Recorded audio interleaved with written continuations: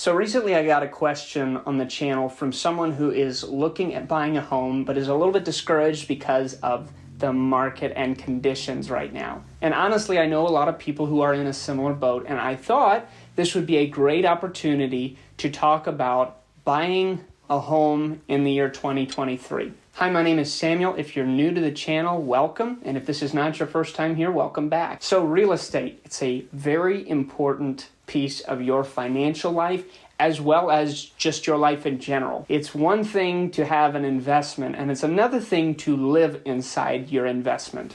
And so there are two components to this that are really important that you get right. Number one, you don't want to mess yourself up financially. A home can be a wonderful investment, and it can be a detrimental drag on your finances if you don't do it right. No one wants to set themselves up for financial stress or failure. And number two, this isn't just a money decision. This is about your needs and your life. So something that might be financially optimal might not be the best for your needs, and something that might meet your needs well might not be optimal for your finances. It's a fine line to walk. So with that said, I'm going to do my best in the next few moments to tell you some of the things I would be considering if I were looking to purchase a home in the year 2023. If you've paid attention at all, the last few years have been wild when it comes to the real estate market. When it comes to interest rates being incredibly low and incredibly high, all in the span of a few years, not to mention a market that has continually increased in value rapidly. I think we all need to acknowledge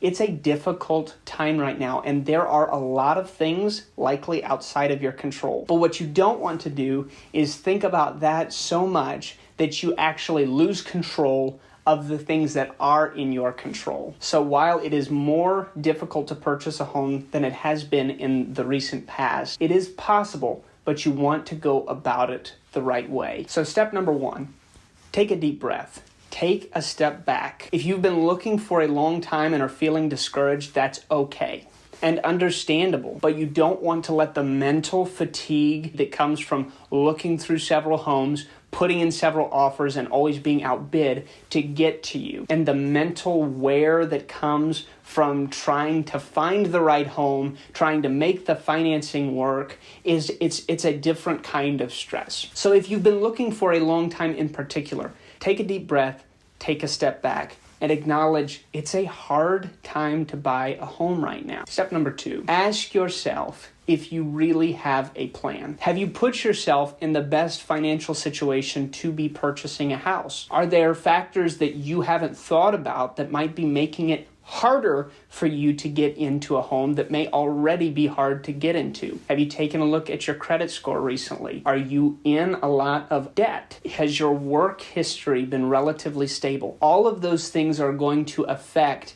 your ability to be approved for financing and make a financially stable decision when purchasing a home. So if you haven't done any of those things, I would take a look there. There are several apps that can help you track and get an idea of where your credit score actually is. And when it comes to purchasing a home, good financial habits beget good financial circumstances. The better you are with your money, the easier it is to get into a home. So step 2B, because it's kind of similar. Once you've taken a look to see if you have a plan, make or modify the plan. If there's something that needs to be addressed in your financial situation, you want to be incredibly proactive about it. If you haven't had a very stable work history, you want to make sure that you are on top of that, because that's something that they will look at when they go to approve you for a loan. If you have a low or damaged credit score, maybe now is not the best time for you to be looking into a home to begin with. If that's the case, I would stop looking for the next 6 months to a year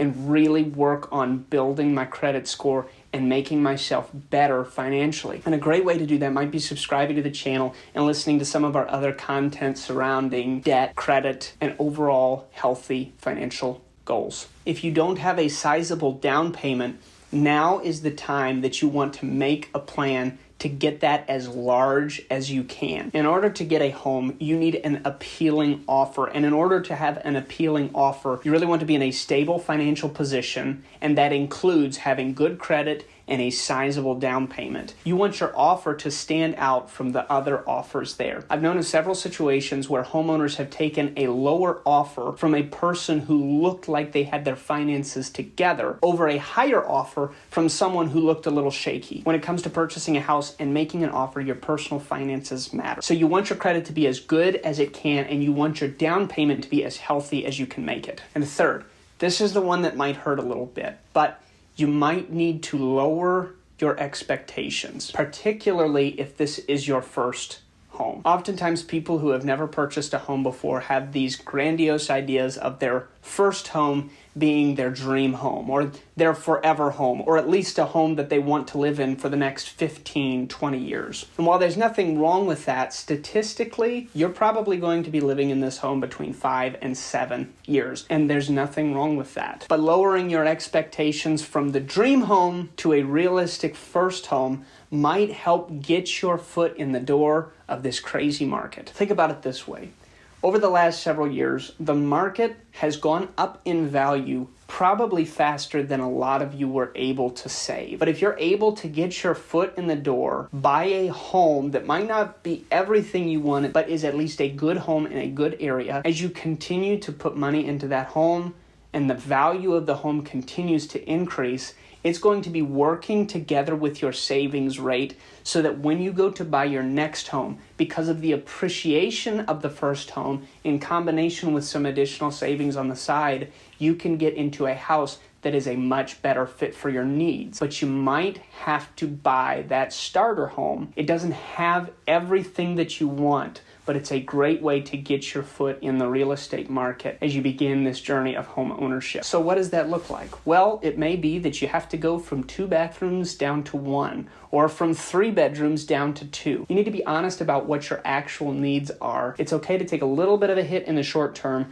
knowing that you're on a plan and a path to get where you want eventually. And think about it this way. If you're unable to purchase a house because you're looking for a 4-bedroom, 2.5 bathroom house, but you're currently living in a 1-bedroom, 1-bathroom apartment, even a 2-bedroom, 1-bathroom house is a step up. And if you can live in that home, maybe do some improvements to that home and continue to build and grow equity over the next few years, you might be able to then sell that house and get into the home that you want. Now, the market doesn't always go up, but think about it this way. The smaller and more affordable of a house you buy, even if the market goes down by a certain percentage, it's protecting you. Let's look at an example. If you are in a $150,000 house and the market declines by just 10%, you've lost $15,000 in value. But in the same scenario, if you had purchased a $250,000 house, you're looking at a decrease in value of $25,000. Now, neither of those are particularly good numbers, but a $15,000 decrease is certainly much easier to overcome than a $25,000 increase. And remember that lowering your expectations for your first house does not mean lowering your expectations for what you would like to be in eventually. It just might be that you need a smaller home to get your foot in the door. Now, the question that came in really was about how this individual could earn some money on the side without too much upfront work or too much time spent in order to increase the size of their down payment. And the truth is, there are a couple of things you can do on the side to earn some extra money. One might actually help if you're considering moving, and that is sell some stuff. Just last summer, my wife and I decided that we wanted to get rid of some of the stuff lying around our house. And just after a couple of weeks of selling stuff on Facebook Marketplace, we had made something like $900. It was insane. You likely have some stuff lying around the house that you haven't used in a while. And if you are wanting to purchase a home, now might be the best time to get rid of it. If you haven't used it in the last 6 months, you're probably better off selling it anyhow. Now, it may seem like that is a small and insignificant amount of money compared to the down payment you are wanting, but think about it this way. If you can easily sell $1,000 worth of stuff, depending on what your hourly rate is, that's a lot of time worked. And when it comes to your down payment size, every little bit counts. Now, if I was trying to increase the size of my down payment, here is something that I would probably do. If I knew it was for a short period of time and the goal was worth it, I would try to find some kind of side job that I could do that worked with my schedule and work as hard as I could for 6 months and put every penny I earned from that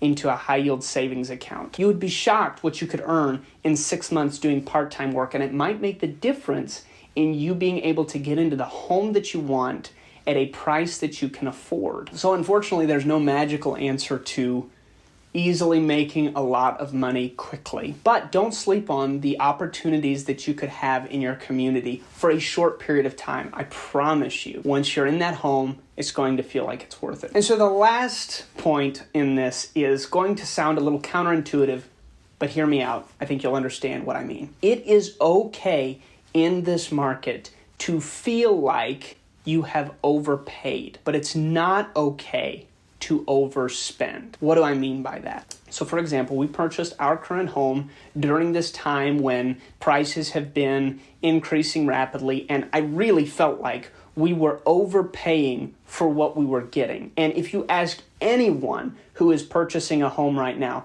they'll likely tell you the same thing. In fact, I was listening to the Money Guy podcast not too long ago, and this alleviated some of my worries when I heard Brian Preston say he has always felt like he overpaid for a home. Now, that isn't permission to actually go and overpay for a home. But what it will help you realize is, especially in this market right now, you are going to feel like you are overpaying for what you are getting. But as time goes on and markets continue to increase steadily, hopefully, you'll see the value in your purchase. But it's not okay to overspend. Even if you find the best deal and you are underpaying for a property, if you are spending more than you can afford to live in that home, it's going to do a few things. Number one, it's going to really stress you out. And that isn't worth anything. It's not worth $1 million.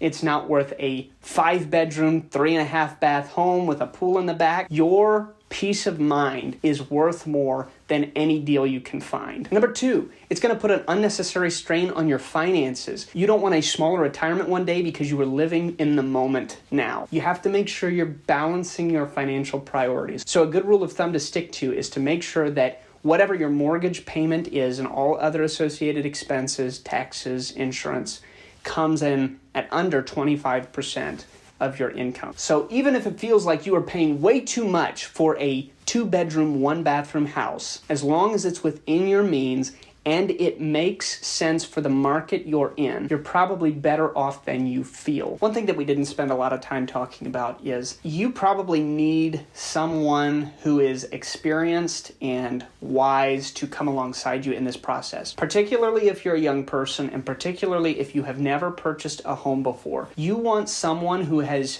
been through the process a few times and knows their stuff when it comes to finances. I've done my best to give you some things to think about, but truthfully, people in California are going to come away from this with a totally different set of questions than people in Texas might, or someone in the Midwest might. Your specific financial situation, the location in which you are looking to purchase, all of those things drastically affect the way you should be thinking about this purchase. And so if you are able to find someone who is in a good financial position themselves, that has gone through this process before, that might help you more than anything I've said in this video. So thank you for watching. I hope you enjoyed this video. If you'd like more content like this, go ahead and subscribe below. We're going to be doing this every Tuesday until you get tired of it or I get tired of it or whatever. So thank you for coming. Hope to see you next week.